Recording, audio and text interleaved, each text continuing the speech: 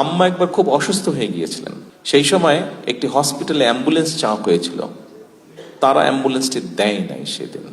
এখন আজকে এই মুহূর্তে বিএনপি দেশ পরিচালনার দায়িত্বে আছে, I am the prime minister.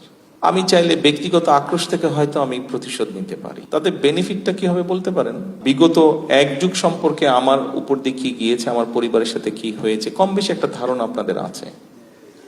আমি কয়েকদিন আগে বাংলাদেশে বেশ কিছু সাংবাদিক ভাইদের সাথে আমি কথা বলছিলাম।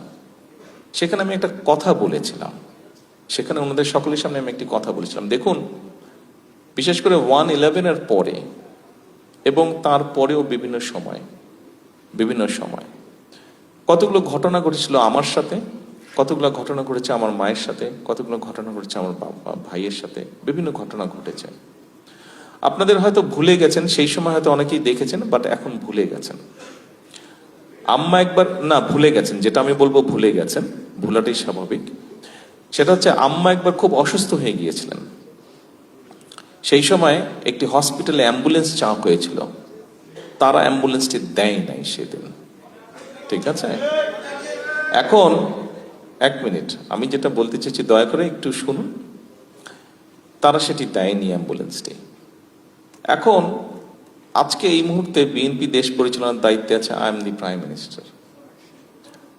আমি চাইলে ব্যক্তিগত আক্রোশ থেকে হয়তো আমি প্রতিশোধ নিতে পারি, কিন্তু আমি যদি নেই তাতে বেনিফিটটা কি হবে বলতে পারেন? কোনো বেনিফিট হবে কারো? কোনো বেনিফিট হবে না। যেই কথাটি আমি বলতে চাইছি, আমি গত প্রায় কতক্ষণ ধরে কথা বলছি, 1 ঘন্টা হচ্ছে।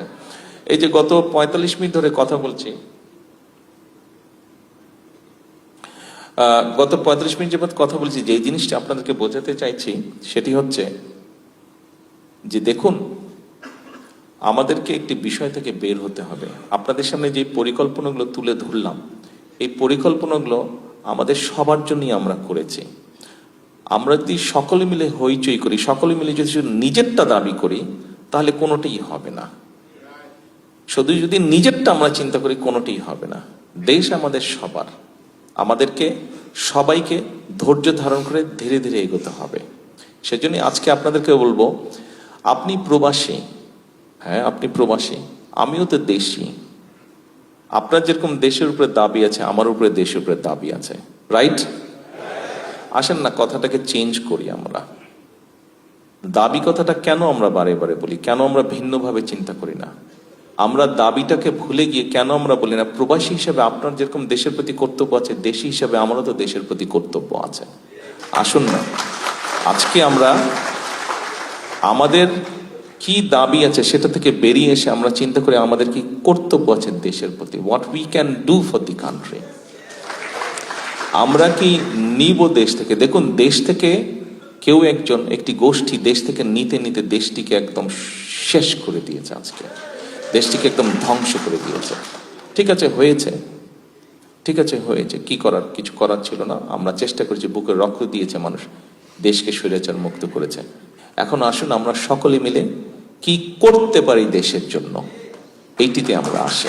প্রিয় প্রবাসী ভাই বোনেরা, আপনাদের সকলের কাছে দেশবাসীর পক্ষ থেকে এবং আপনাদের পক্ষ থেকে দেশবাসীর প্রতি একটি কথা রাখলাম, আসুন আজকে থেকে আমরা চিন্তা করি আমরা কি করতে পারি দেশের জন্য। দেশের জন্য আমরা কি করতে পারি, এটি হোক আমাদের আজকের চিন্তা। আপনাদের কাছে এই আশা রেখে, এই চাওয়া রেখে আমার বক্তব্য আজকে শেষ করছি। সকলে ইনশাআল্লাহ সুস্থ থাকবেন, ভালো থাকবেন। আসসালামু আলাইকুম।